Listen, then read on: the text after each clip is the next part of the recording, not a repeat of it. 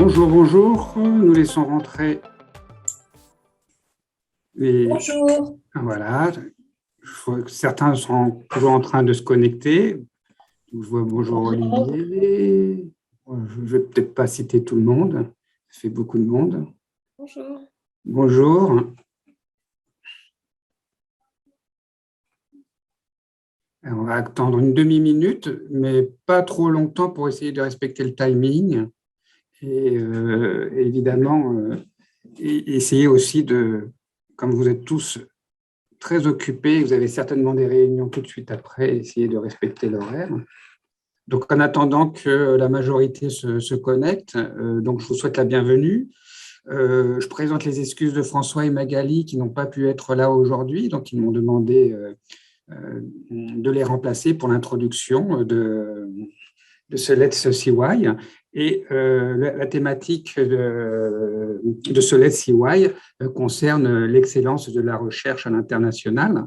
Et donc, nous allons avoir une intervention de Sylvie, Kate et Rafaela, et je les laisserai toutes les trois, ou plutôt Sylvie, se présenter. Donc, l'international et la recherche, ça va souvent de pair, et c'est important un double titre. Le premier titre, en tant que chercheur, il est bon de se confronter à des collègues de sa même discipline, mais qui ont une culture différente, qui ont appris la discipline de façon différente, et généralement, c'est source d'innovation, de déblocage de certains points, parce qu'en fin de compte, sur le même sujet, on pense différemment. Donc ça, c'est plutôt le côté important pour le chercheur, mais l'international est aussi un élément très, très important au niveau de l'université. Hein, ça fait partie de ses priorités. On ne veut pas faire une fac qui fait de l'international, mais être une fac qui est internationale, et ça change beaucoup de choses. Et il ne suffit pas forcément de le dire, mais de le faire. Et donc, dans ce contexte, il y a un certain nombre d'actions qui ont été entreprises, d'une part dans le cadre de CY Initiative et puis d'Utopia. Mais là, il ne faut pas que j'en dise trop, puisque c'est normalement Sylvie, Kate et Rafaela qui vont nous décrire toutes les actions qui sont possibles de mener au sein de notre université, toutes les opportunités que les chercheurs, enseignants-chercheurs peuvent prendre. Voilà, donc je vais essayer de respecter le temps, donc une introduction très, très courte. Merci d'être parmi nous et je laisse l'écran à Sylvie qui va nous introduire le sujet et même le développer. Merci. Donc, je vais vous partager mon écran et démarrer ma présentation. Normalement, vous voyez mon écran maintenant. Donc, bonjour à tous. Donc, l'équipe de la Direction du développement scientifique international est très heureuse aujourd'hui de pouvoir vous présenter ces activités dans le cadre de Let's CY. Donc, merci de nous avoir invités. Donc, notre petite équipe est composée de 3 personnes. Donc, je suis la directrice. Rafaela Canou est chargée de la coordination du programme Utopia CIF et Kate Robinson coordonne les appels à projets financés via l'initiative d'excellence, justement, tout en ayant aussi un pied et parfois plus dans Utopia. Donc, notre direction porte un enjeu académique central pour CY, c'est le renforcement de la recherche et de sa visibilité à l'international.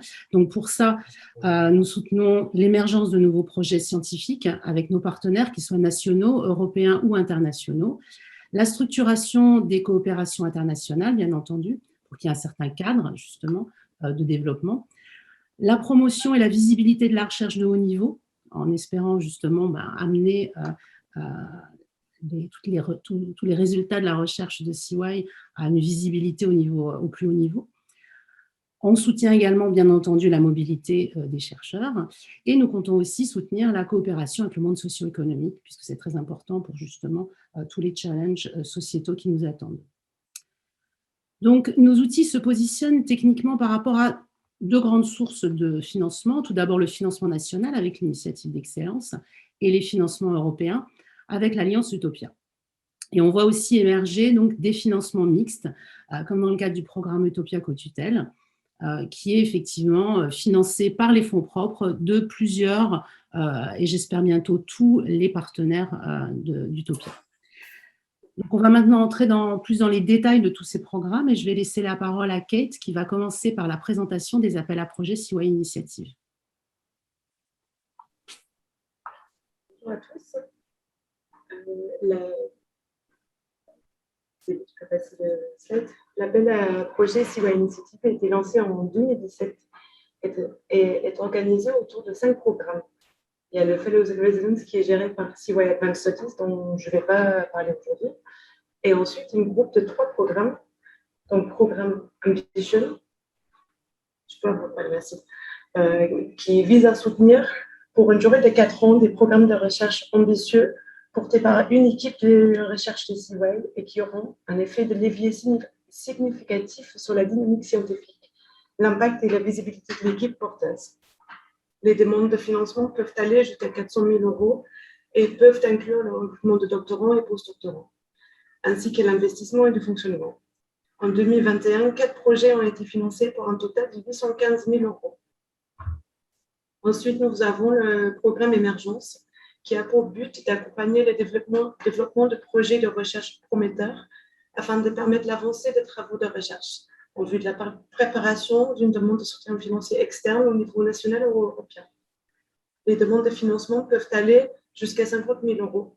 Et en 2021, 14 projets ont été financés pour un total de 450 000 €. Enfin, nous avons le programme Talent, qui soutient le recrutement de jeunes chercheurs et ont entre 2 et 10 ans d'expérience postdoctorale à fort potentiel, souhaitant développer leur recherche dans l'une des équipes de recherche de CY Initiative. Nous proposons une rémunération et un environnement de travail attractif pour une période de 3 ans. En 2021, nous avons recruté 2 chercheurs dans ce programme. Depuis 2017, nous avons financé 150 projets pour un montant total de 13,2 millions €. Avec 400 dépôts de candidature, nous affichons un taux de réussite de 38%. Chacun des dossiers est expertisé par plusieurs chercheurs spécialisés dans le domaine, dans un processus d'évaluation en 2 temps. Depuis 2017, nous avons fait appel à des chercheurs pour nous soutenir dans cette démarche et avons récolté plus de 2500 expertises et évaluations. À travers les différents projets, plus que 100 contrats doctoraux et postdoctoraux ont été financés dans tous les domaines. La date du lancement et les modalités pour l'appel à projet 2022 seraient divulguées dans les semaines à venir. Voici quelques exemples de projets qui ont été financés. Comme vous pouvez le voir, nous avons des projets allant des sciences politiques ou biologie, en passant par les 4G et l'intelligence collective. Pour plus d'informations sur les projets, vous pouvez consulter le site internet de CYU. Vous avez également ici le lien vers la plateforme de candidature où vous pouvez trouver encore les informations de l'année dernière si vous voulez commencer vos préparations. En plus de ces 3 programmes, CY Initiative contribue au financement de Utopia PhD Co-Tutelle avec nos partenaires de l'Alliance Utopia, University of Warwick, University of Ljubljana, UPF et VUB. CY Initiative a financé 12 demi-thèses en 2020 et 10 demi-thèses en 2021, sur les 18 thèses financées par l'ensemble des partenaires en 2021. Ce programme propose un financement sur 3 ou 4 ans, selon la durée des thèses dans les différentes institutions. En plus d'un salaire mensuel pour le doctorant, il pourra déposer de 3 000 € par an dédiés à la recherche et à la mobilité. Sur le temps que le doctorant passe dans le programme, un minimum de 6 mois doivent être passés chez le partenaire, mais cela peut aller jusqu'à 2 ans. Un point important à garder en tête par rapport à ce programme est que les candidatures doivent être faites par les directeurs de thèse. Donc, s'il y a un étudiant intéressé, il doit trouver un directeur pour construire le projet. Et si vous voulez être directeur, il faut trouver un étudiant pour faire le dépôt de projet.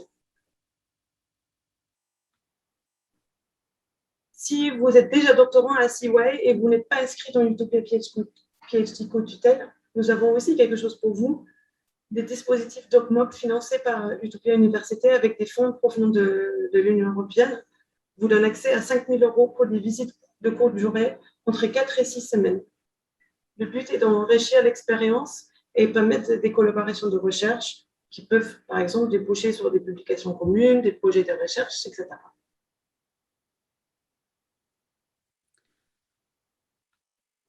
Je passe la parole à Rafaela qui va vous présenter Utopia CIF. Merci. Bonjour à toutes et à tous.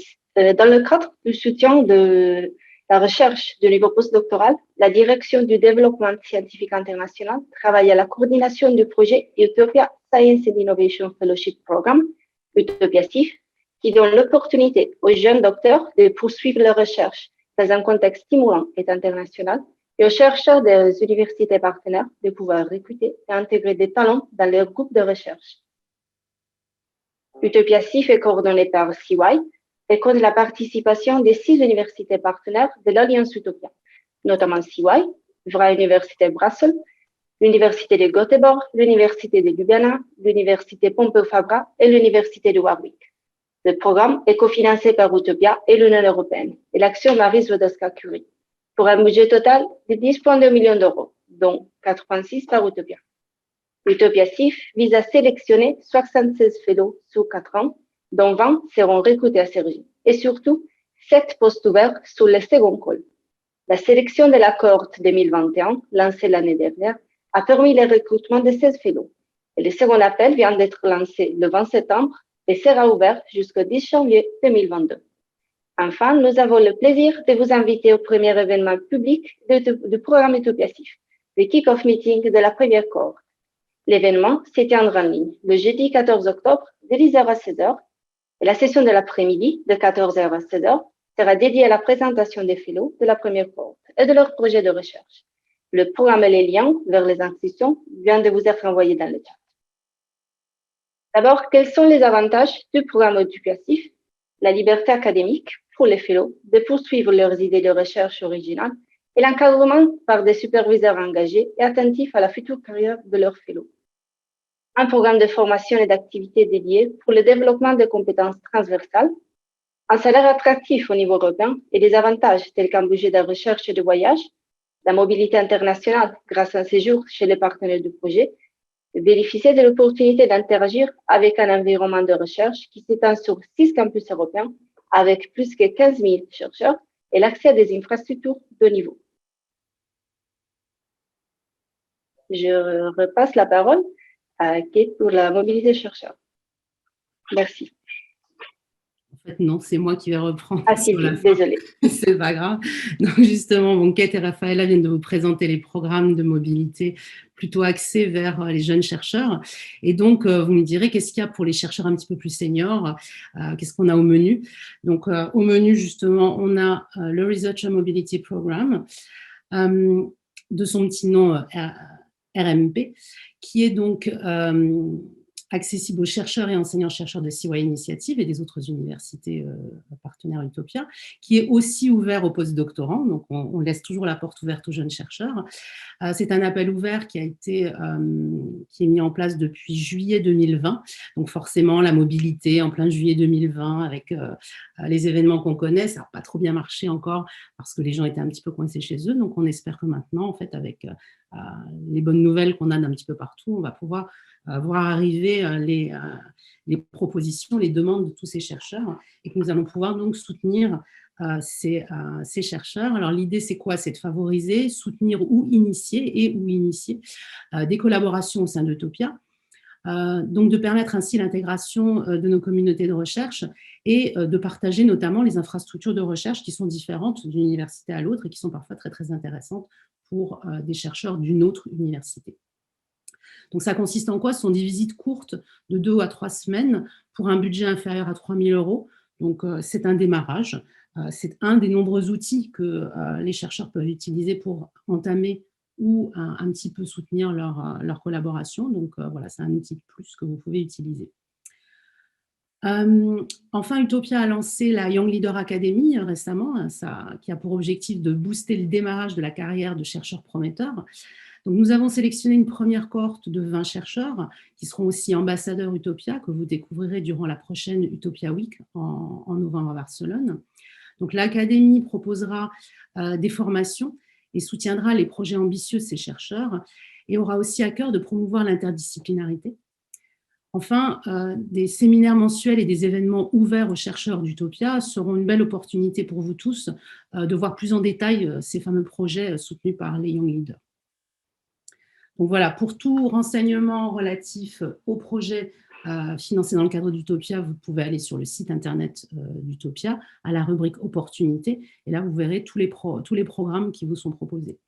Donc avant de passer aux questions, je voulais juste vous donner une petite anecdote, c'est qu'en fait, effectivement, on est une équipe internationale. Vous avez remarqué les petits accents de Raffaella qui est italienne et de Kate qui est anglaise. Et toutes les trois, nous avons eu besoin de traduire aujourd'hui en français ce qu'on a l'habitude de dire en anglais. Donc même moi, j'ai été obligée d'aller chercher certains mots à traduire en français sur Google. Donc voilà, on est une équipe internationale, on travaille pour l'international et on est là pour vous aider justement à augmenter votre visibilité et vos opportunités à l'international. Et maintenant, voilà, si vous avez des questions, allez-y. Merci Raffaella, Kate et Sylvie. Donc si vous avez des questions, n'hésitez pas. Je ne vois pour l'instant pas de main levée, donc peut-être je pourrais faire un petit commentaire en attendant que certaines personnes vous posent des questions.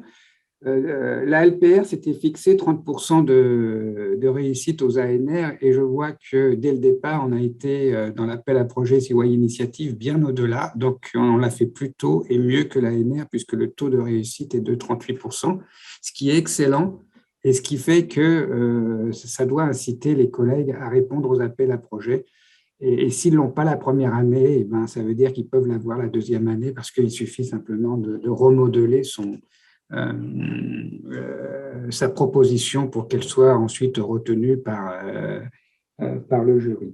Vous avez présenté de nombreux instruments ou outils et évidemment, un chercheur ne doit pas tous les utiliser, hein, et ils sont dédiés en fait à soit une communauté de chercheurs, je pense plutôt à Ambition, mais soit ou même Émergence, puisqu'on a des fois des chercheurs, des petites communautés de chercheurs de différents laboratoires qui déposent des émergences, mais pour des chercheurs en début de carrière, en fin de carrière, ou des doctorants. Et c'est là l'intérêt de ces dispositifs, c'est de permettre de trouver toujours un instrument qui correspond à un moment donné à sa carrière professionnelle de chercheur, confirmé ou débutant.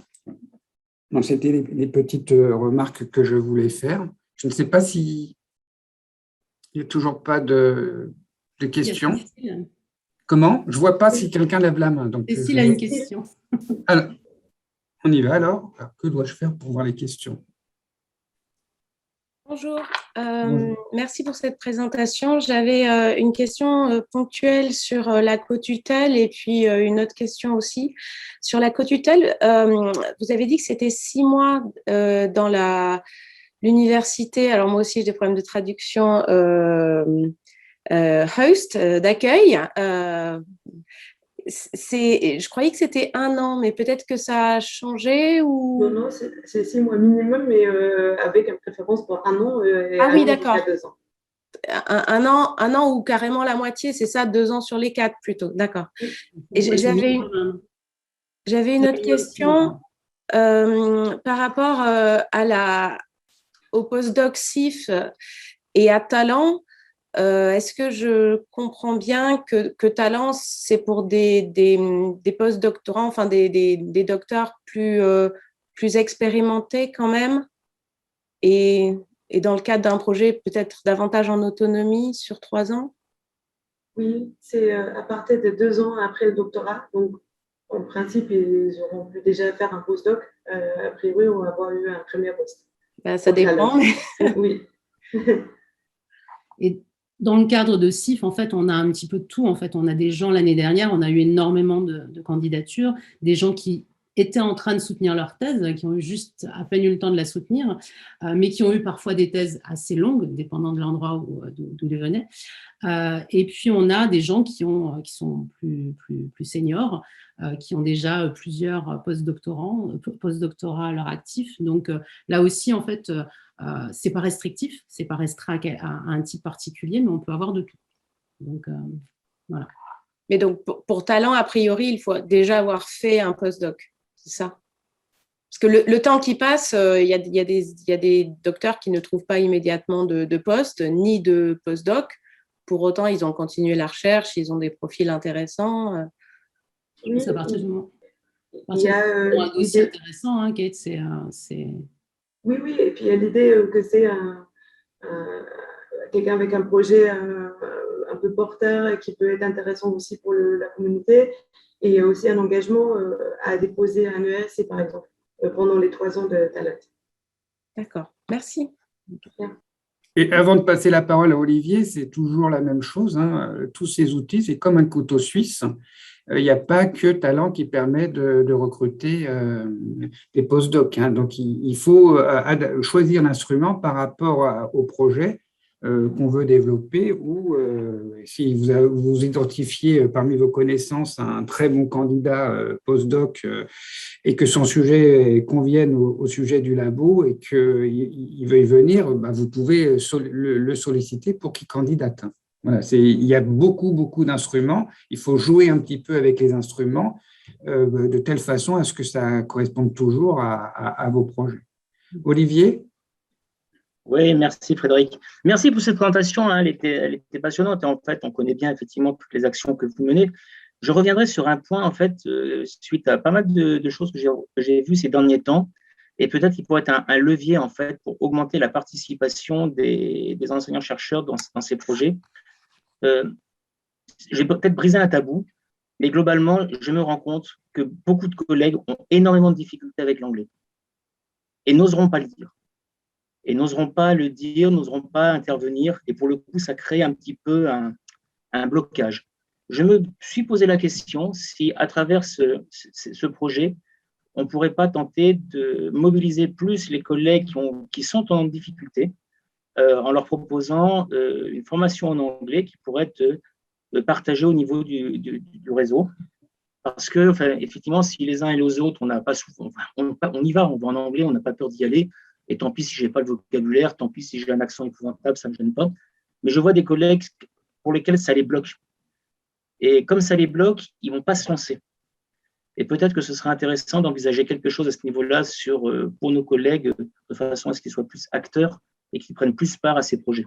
Voilà. On le voit aussi à travers le réseau Topia, Luciana, on l'a vu aussi.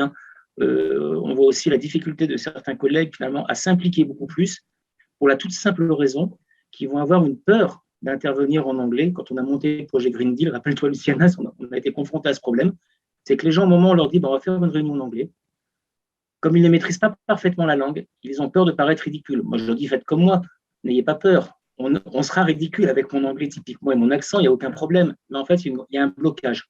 Et est-ce qu'en fait, on ne pourrait pas profiter de ce type d'action pour aussi favoriser ça? Voilà, c'est un petit point de détail.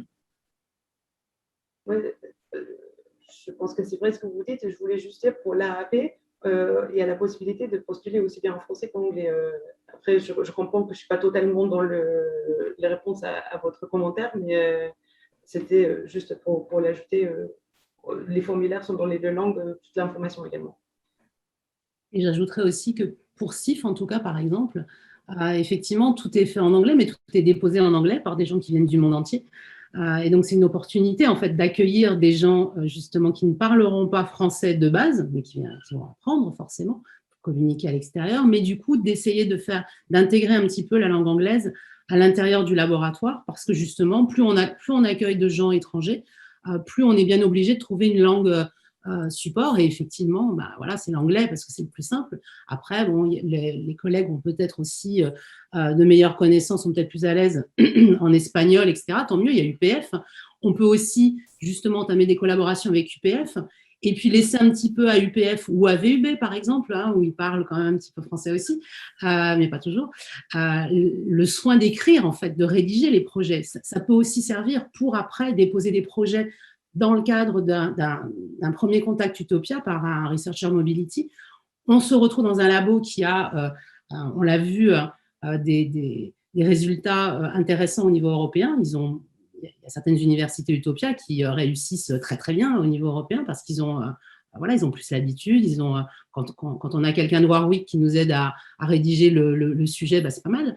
Donc, il faut utiliser ça comme opportunité aussi pour construire. On apporte sa connaissance, son expertise. Et puis après, effectivement, la langue anglaise, c'est pas un détail, mais voilà, il peut être apporté aussi par quelqu'un d'autre. On n'est pas tout seul, en fait, dans ce cas-là. Et là, on est 6.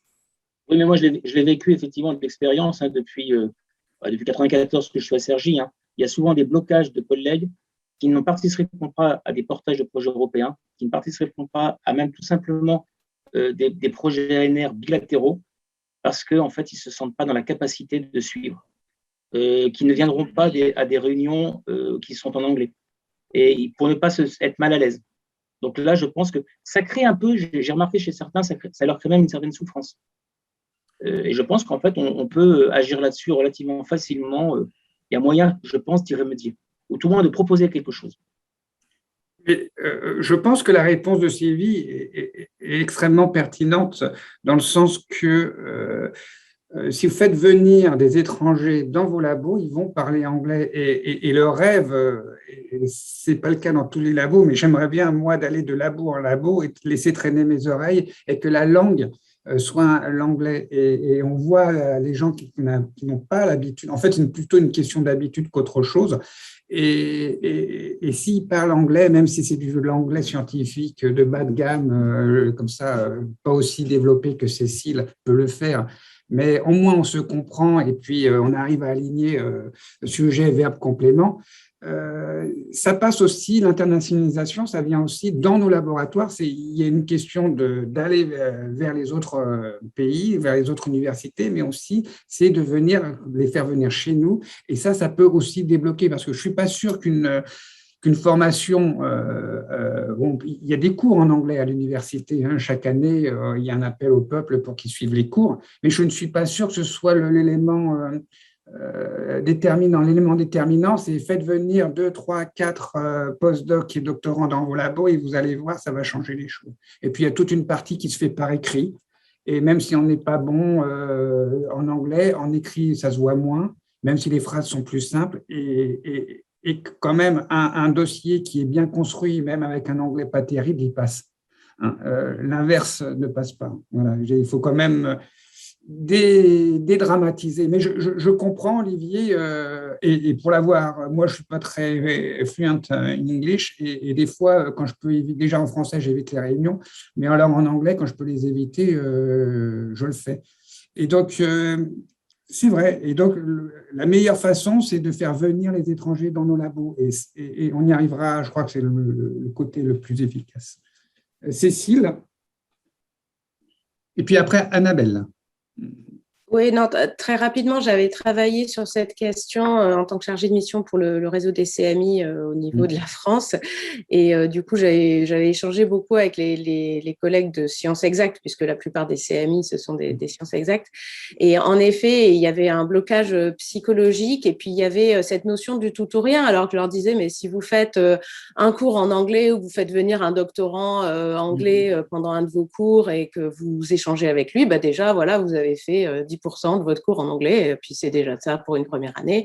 Enfin bon, voilà, je pense que c'est aussi des petites choses, commencer en effet du bottom-up, et puis qu'il y ait des doctorants sur lesquels on puisse s'appuyer dans les labos et dédramatiser. Mais c'est vrai que les appels, quand ils ne sont rédigés qu'en anglais et en plus dans une langue un peu spécifique, ça peut décourager certains collègues, surtout quand l'appel fait 30 ou 40 pages pour les JPI ou des choses comme ça. Je ne parle pas d'Utopia, je trouve que justement, il y a un effort de clarté et d'accessibilité, mais bon, voilà, donc, peut-être pas des cours, mais peut-être, moi, j'avais fait des ateliers avec les collègues en France et je leur avais fait rencontrer, en l'occurrence, les profs d'anglais qui faisaient cours dans leur formation et qui ne connaissaient pas parce que ça passait par un centre de langue. Déjà, ça avait bien détendu l'atmosphère, voilà, qu'ils se parlent de leurs objectifs, etc. Merci. Je vois que le temps tourne. Peut-être le temps de prendre une ultime question. Je ne vois pas de main levée, je vérifie. Ce n'est pas Annabelle qui avait une question. Annabelle, elle a enlevé sa Oui, main. bonjour. Oui. J'ai toujours mes petites questions, bonjour. Ah ben alors, il faut laisser la main levée tant que vous n'avez pas posé la question. Allez-y. Bonjour, donc moi je suis doctorante en 3e année au laboratoire Héritage à CY du coup. Et ma thèse porte sur les représentations du château de Versailles, les représentations littéraires et cinématographiques. Donc du coup, la dimension internationale me parle dans le cadre de mes travaux. Et j'avais une petite question par rapport au postdoctorat CIF. Donc j'ai compris que c'était plutôt pour les jeunes chercheurs. En termes de temporalité, je voulais savoir quelle était la période de l'année à laquelle il fallait postuler, constituer son dossier. Voilà. Normalement, l'appel à candidature, il ouvre entre septembre et octobre. Donc, cette année, l'appel à candidature a été lancé le 20 septembre. Il sera ouvert jusqu'à 10 janvier. Ceci dit, pour pouvoir être éligible pour cette année, il faudra obtenir la soutenance de thèse avant le 15 avril 2022, parce que c'est un requis d'éligibilité pour le programme. Sinon, si cela n'est pas possible, il faut avoir 4 ans d'expérience de recherche équivalent. Ou sinon, on pourra postuler l'année suivante, car on va avoir un 3e appel en 2022 et un 4e appel en 2023. Mais normalement, entre le septembre et octobre de chaque année, on va ouvrir l'appel et il sera ouvert pendant 3 mois. Et j'ajoute qu'éventuellement, il faut commencer à s'y prendre en avance et commencer justement à essayer de trouver un host et un co-host, parce que vous ne pourrez pas postuler forcément pour être hébergé à CY, mais dans une des autres universités d'Utopia. À ce moment-là, il faut peut-être commencer dès maintenant à lancer des filets, à comprendre avec qui on peut travailler pour que vous ayez, au moment où vous allez postuler, un projet déjà bien bouclé avec l'identification de votre superviseur, du co-superviseur, etc. Donc, prenez votre temps, vous avez encore le temps justement, et prenez votre temps de bien boucler ça en utilisant tout Utopia en fait, et en y allant tranquille. Et surtout, le projet va être accueilli dans une des universités partenaires. Quand vous êtes étudiant doctoral à CY, vous ne pourriez pas postuler pour un fellowship à CY, car il faut respecter la règle de mobilité des actions Marie Curie, pour laquelle il ne faut pas avoir résidé pendant plus de 12 mois pendant les 3 années passées dans le pays où vous postulez. Ça, c'est une règle européenne, donc il n'y a pas de souplesse sur ça. Mais pourtant, c'est ça le but de l'action CIF et des actions Marie Curie, c'est d'encourager la mobilité internationale des chercheurs et pour le soutien à l'excellence. Il y a un très beau château à Ljubljana. Merci. Par exemple. Il y a un site classé au patrimoine mondial de l'UNESCO, même si je puis préciser. Oui. Il n'y a pas que le château, il y a d'autres choses tout autour. Ouais. Je pense qu'on a à peu près fait le tour. Donc, merci à Sylvie, Kate et Raphaëla. Merci aux intervenants pour la discussion et les questions. On a Arnaud qui nous applaudit. Merci Arnaud. Et surtout, merci pour Sylvie, Kate et Raphaëla qui ont fait le gros du travail. Et puis, je vous donne rendez-vous pour le prochain Let's CY. Et puis, je vous souhaite déjà un bon après-midi et puis un bon week-end. Merci. Au revoir. Au revoir. Merci, au revoir.